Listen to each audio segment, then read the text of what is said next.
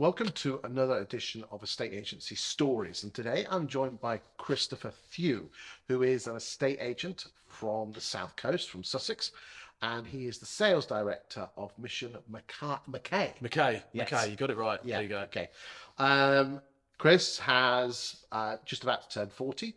He's had a varied career, both working for Connells and Mishon Mackay. Yep. A couple of times on both, Yep. flicking backwards and forwards. Indeed. So that's going to be an interesting story. So we're here today to listen to what Chris has got to say, his story of being an estate agent, the ups and downs, the trials and the tribulations, so you, the viewer, can learn from his journey.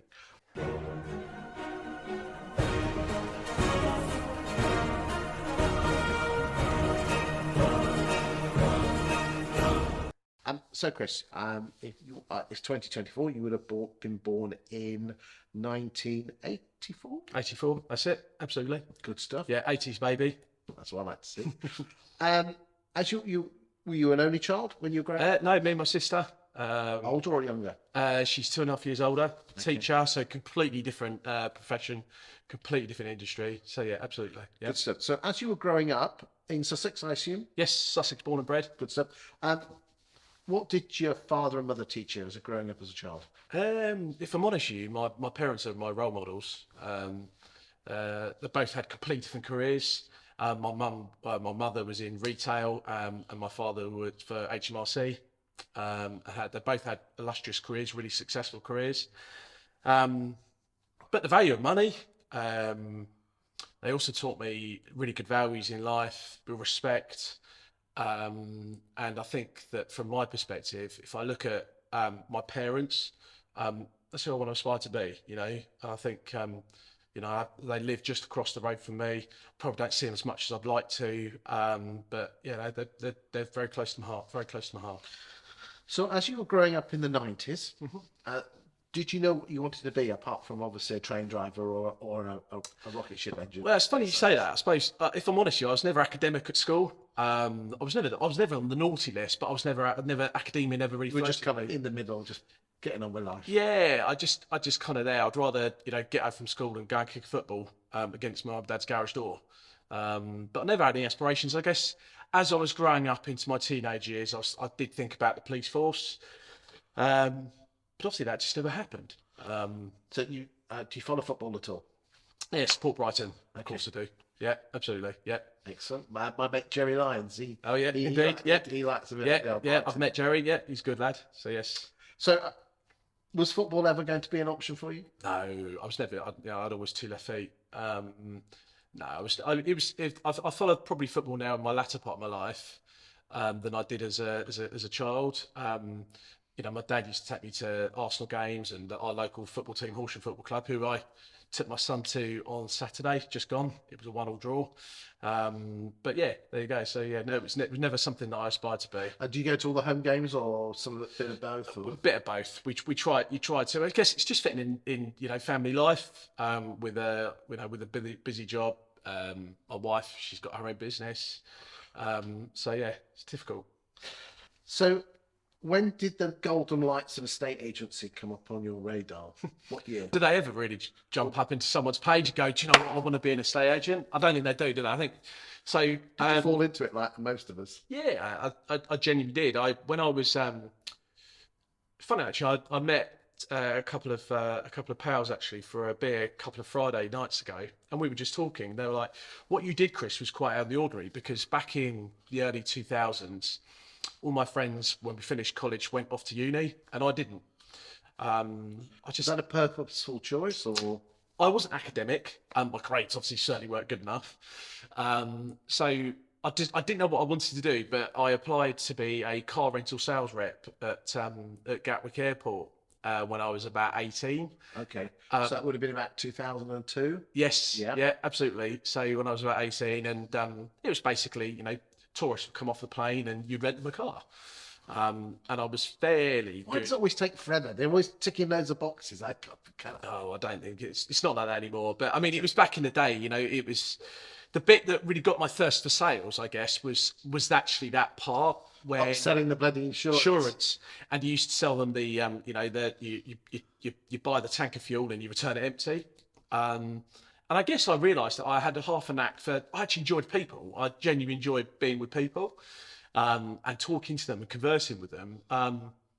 So yeah, that's how it all came about. Then I saw on BBC Two one night, when I lived at home around my mum and dad's. I remember sitting in their study and I was watching the TV, and there was a program about a estate agency, and this guy, it was, I can't remember for the life of me what it was, but it looked quite a high, intense, stressful job, and I thought I want a piece of that. He just lost a deal and slammed the phone down. He had to go outside to cool down. Anyway, a few days later, I picked up the phone to Coles and had an interview, and the rest obviously is. So from a TV program, yeah, high pressure, doing the deals, Yeah. buy, sell, buy, sell. Yeah. You thought to yourself, I'm having a slice. Absolutely. Because you're a bit bored of selling tanks of fuel and insurance. absolutely, yeah, absolutely, yeah, Still living at home. yeah. Still living at home then. What did your mum and dad think when you said, I want to be an estate agent? I don't think they really had any. I think they were probably. I mean, I do speak to them now, and we laugh and joke about it. That they, my early years when I was in my late teens, they were probably a little bit concerned about which way I was going, in terms that I didn't really know what I wanted to do. But then they saw quite quickly that obviously I'd start to carve out a name for myself in estate agency. So you started as a neg, did you? Started as a negotiator. As we like to call them, sticking photographs on brochures. Yeah, absolutely. Started as a negotiator. I remember that day sticking brochures. Oh, awful. But I always remember this. Is there's a I wore my dad's suit for my first couple of weeks, and it was just too big for me. So I had to go. Well, I got my first paycheck, and then I got my first suit. I always remember that. So it's funny. What colour was it? Black. Nice. Yeah, black. Yeah, black pinstripe, which is quite comical, really, because it's furthest from probably what the industry is now, really. So you joined Connells in 2004. You made senior neg the year afterwards. Then you made residential sales manager. Is that just a posh word for valuer? No, sales manager. I was given sales manager in charge, Chris. Did you ever go out valuing, or was that? Yeah, absolutely. If I'm honest with you, I valued when I was a negotiator. I had a manager who, his name was a guy called Julian, and runs a great, successful business locally as well. But he let me have my wings early, and I just conversed with people. I was just normal. I just got along with people well. So I started valuing pretty much probably within 6 months of. Can you remember your first valuation? Yes. Yeah, we all did it, can't we? Camelot Court in Ifield in Crawley, West Sussex. You get it? Yeah, 99. It was a 99 grand studio. Absolutely. Yeah. And the guy was a great salesman as well. And we had some fantastic banter there as well. So yeah, I remember it. Remember it vividly. Yep. You made branch manager in 2007, which, if you think about it, 23 years old, it's not bad. No. Not bad at all. Yeah. Was that the first time you were managing people? Or was that the residential? So residential sales manager, I had my first test management and first, I suppose, go at it. What was the biggest mistake you made? Letting one of my negotiators get away with basically put fake viewing in the diary, one of those, and I never confronted him about it.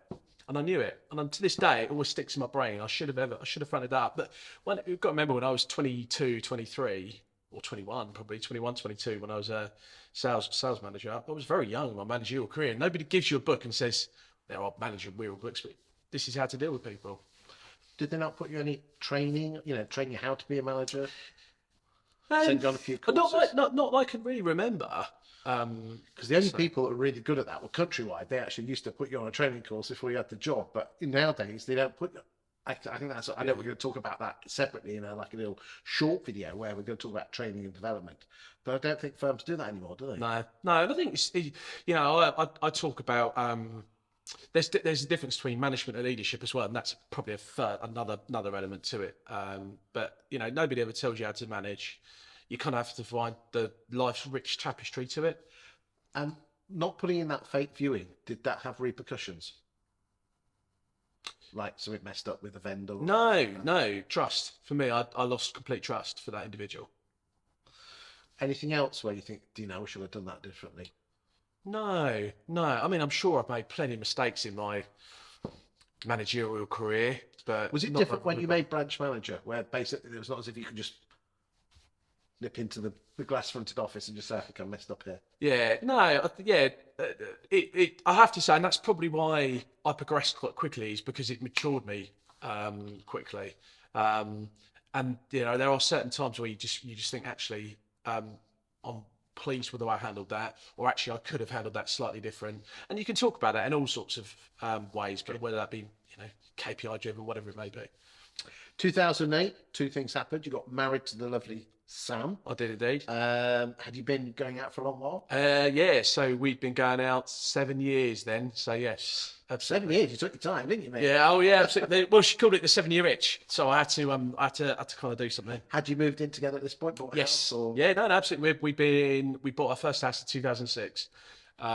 So yeah, 2 years into being an estate agent, I managed to scrabble with the kind help of my mum and dad, sale of my Fiat Punto. We scrabbled some deposit together and bought our first house in 2006 and got married in 2008. Excellent. That's what I like to see. Okay, so you were at Connell's for another 5 years. What's the difference between a branch manager and a branch partner then? Is it just the same job with just a fancier title? Yeah, I guess so. And also commands probably a little bit more kudos. So it's a senior branch manager. At that point, they He's didn't that have SBMs, Chris. They didn't have senior branch managers. They went, you went from branch manager to branch partner.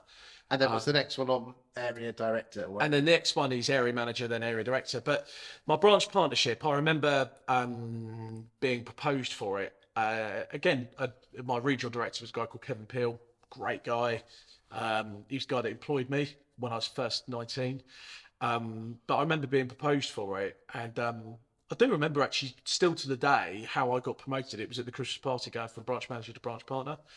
And there was big kudos in the room at the Christmas party then, and yeah, it was nice. It was nice. You stayed in the same branch? Yes. So I moved from Crawley, went to sales manager of Hawley, and then back to Crawley as branch manager and branch partner, which is absolutely, yeah. Were those good times with Connell's? Oh, great times, yeah. What did the senior leadership do? You were there for quite a chunk of time, really. Yeah, it was 9 years. Yeah. It was good. It was good times, and probably less corporate than it is now. Less, corporate is not a dirty word. It is what it is. It is what it is. But it was probably less corporate, less intense, and it had a good family feel to it. At that And point. you can say that because we're going to come on to it in a second, ladies and gentlemen. Chris did go back and then left again. Indeed, So. absolutely. You then went to become branch manager at Mishon Mackay. Yeah, Mishon Mackay. Yep. I always want to say Mackay. I do apologise, but because I've got a friend who's Mackay. What was going through your head at that point? Because there's going to be plenty of people watching here. Did they approach you? Did you approach them? What was the... So I think I'd probably reached the end of my love for corporate agency. I didn't know what that was at that point in time, but I just realised something in my tummy was just telling me, I want to change. I want something different. And at that point, I fell in love with Brighton and the city of Brighton and Hove, and I can't remember. It was the Mishon Mackay had these amazing branded cars that used to buzz around the city. And I remember seeing them. I thought, okay, I'll give them a call because they looked like a fairly decent player in the field. See if they've got any jobs available. Put my hat in the ring, and they're funny. Actually, they had a branch managerial opportunity, and it was my first thirst at going from corporate into independent. So yeah, that's what made me go through it. What was the biggest, and I want a good and a bad, going from corporate to independent? What was the biggest shock, good and bad? Freedom was really good. Not having my wing clipped, I think was really important for me. I like to be my own person. I liked to be my own person then, and I was given the freedom to do so. Probably the biggest thing that I probably struggled with was probably a bit of the structure, which is what I've now got back into the business now, is a bit of the structure. It was do as well as you can, vis-a-vis kind of quite a target-based environment. It was or it wasn't? It wasn't at the time. Then I realised it was, but it was just packaged differently. It was just packaged differently. So again, that was just getting my headspace into What it. do you mean packaged differently? Um, Because let's be honest, corporate's all KPIs, KPIs, well, KPIs. it is, but it's important. Example. It's not about seeing as many valuations. It's about seeing the valuations, but the good quality valuations. Vis-a-vis, go and see 20 vals this week, Chris, and we don't worry about your conversion. If you get 2 on, doesn't matter. With what and then I realised the penny dropped. Actually, it's about quality here. This is a family-run business. It's a proper business. So instead of just seeing the numbers, they wanted to see the stuff behind the numbers. Absolutely. Because let's be honest, a state agency is all about getting the exchange. And getting paid. It's pointless up until that point, right? Yeah. Absolutely. So What's your experience on the other one? Was basically just throwing enough shit at the wall. Oh, absolutely, yeah. And that was the difference. And I think that's the bit that I learned. So you were branch manager in 2013. Were you one of that? Because I think there was 7. Was this? I know there's 7 branches now. Yeah. Is there 7 then? Correct. Yes. Yeah. Okay, and then you went to city centre, Brighton. Yeah. So Flagship branch. Yeah. Yeah. Well, I don't like the word flagship, but yeah, I'd say it. you can say it. But yeah, it was in the centre of Brighton. From the train station to our office there is 5-minute walk. And yeah, it's beautiful office. So yeah, absolutely. It was a big marker for me. And who are the people behind Mishon Mackay? So there's a few people. There's Alex, who's the co-founder. Glenn, who I sadly never met, we sadly lost him in 2012, who I never met. And we've got Angela, who's the managing director. We've also got myself as well in Mishon Mackay management. We have a lettings arm and we have a new homes arm as well. So yes. And you were there for, let's just have a look, 4 years. You made branch director. Again, is branch director just a fancy title? Yeah, I think. Well, I say nice with total respect. Yeah. Well, I try to articulate this. It means more than branch partner in corporate world. Branch directorship in Mishon Mackay actually is, the way I see it is, it's an important step into someone's career. It indicates you're on the journey to potentially better things within the firm. Absolutely. Okay, it's absolutely. a recognition. It's a senior management thing, and I think it's you're on your road to senior management team. Absolutely. Good stuff. But literally, just over a year after getting that very nice title, the bright lights of Connells and area direct managership took me. Yeah. Why? I remember this. It was a February morning. It was pouring down rain outside, and it was February 2018. And I'd finished the morning meeting, so I'd conducted the morning meeting, and I had everyone doing their roles. So at this point in time, I think I had three members of the team, the administrator, and everyone was doing everything that I'd asked of them. And it was magic. I looked at the sales board, there was sales all down the board. I looked at the instruction boards, there was instructions all down there. I thought, this place is running, and it's running like a well-oiled machine. But something in my tummy was telling me I'm a bit bored. Oh no. So yeah, I was just a bit bored, but I was actually, I had the business, had the branch running, and that's probably where I look at my pinnacle of my branch management career was then, because I realised that 15 years after probably being a manager, I'd started to crack it, and I wanted more, like leadership. I wanted to talk about leadership a lot, and I was fascinated by sales leadership books. Because a lot of people at this point self-sabotage, put a spoke in the wheels just to unsteady the ship a bit so they can go in and sort it all out. Yeah.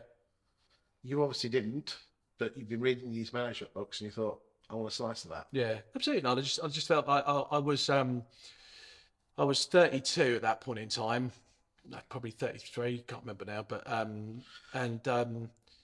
realised I wanted more. You come across as a chap who's hungry yet humble. Were you as humble when you were 32? Yes. I was probably quite arrogant in my mid to late 20s. I wasn't a grown up. Not arrogant in a bad way, but just Confident, but confident. But it would sometimes go on the edge of arrogance, I should think. but were you that in your early 30s, or that would have been knocked out of you? I always think this actually. I don't know whether it was children, but I was just matured. I matured. I think whether 30 was just a light bulb moment for me, Chris. I don't know. But, Probably Sam sorted you out. Yeah. I'm a firm believer that a partner does help you out with yeah. this. What do they say? Behind every good man is an amazing wife. So yeah, absolutely. Yeah. So did you go knocking on the door, or did they come to you? Bit of both. Yeah, a bit of both really. End up speaking to them. Did your bosses at Mishon Mackay know that you were? I had expressed it to the sales director at the time that What was their reply at the time? they wanted to create something, but the business model at that point in time, Chris, just wasn't there for us. Well, if you think about it, you wanted the sales director, the job that you've got now. Absolutely. But that job wasn't available. No, it wasn't, and that's the reality. And I know I'm a firm believer in that things happen for a reason. And if I'm honest with you, as much as I probably could have ran the business then, the sales arm, I probably didn't have the knowledge that I do now. Did you almost think that what you learned as an area manager and an area director at Connells, which is where you went to, Yes.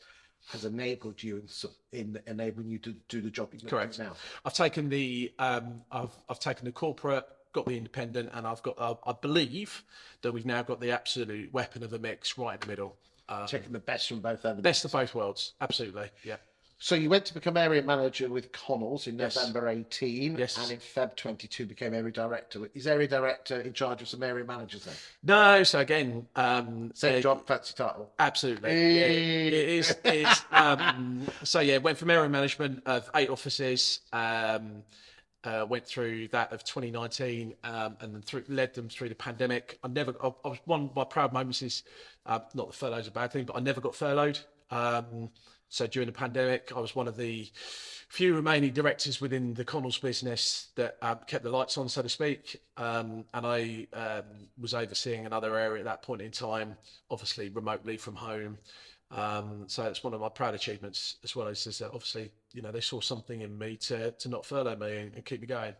What did you love about working for Connells? I mean, you said you came back, but it was a little bit more KPI driven. Oh, there's no beating around the bush. Connells Group is extremely KPI driven, which isn't a bad thing. Again, it's not a dirty word. I think it's really important to emphasise that.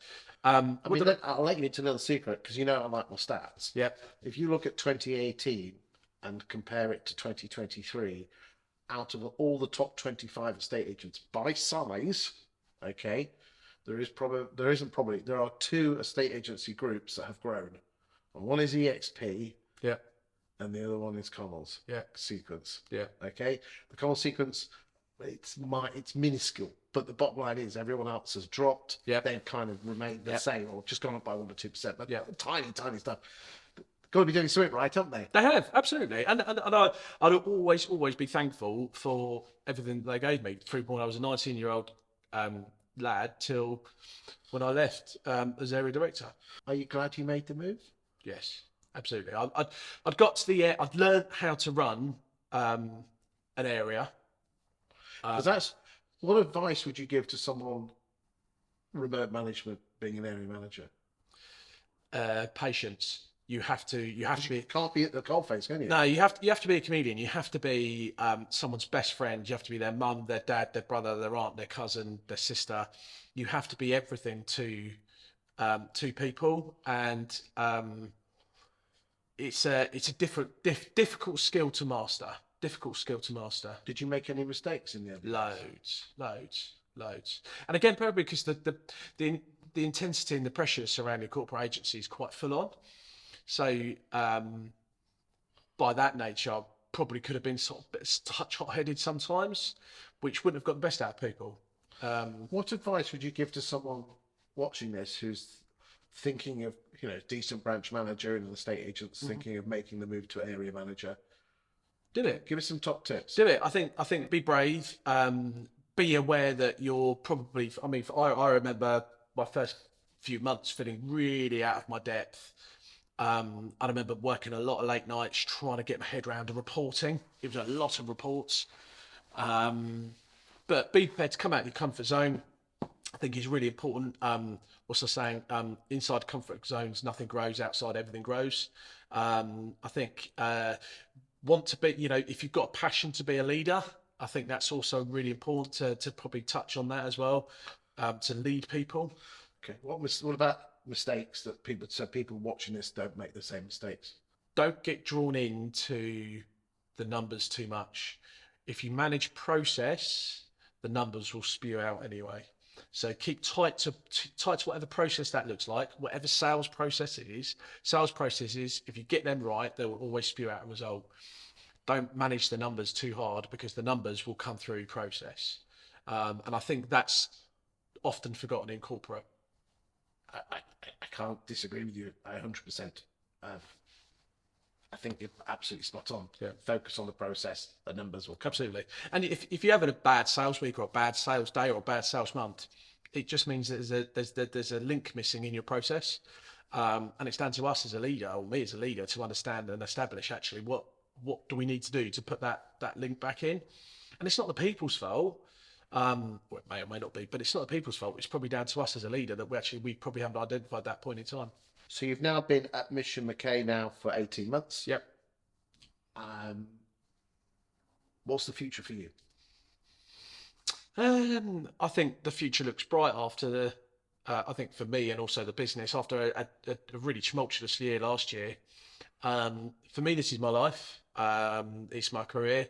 I want to develop between all us as on the board, we want to develop the business further in, new homes, lettings, residential sales. We want to develop that further.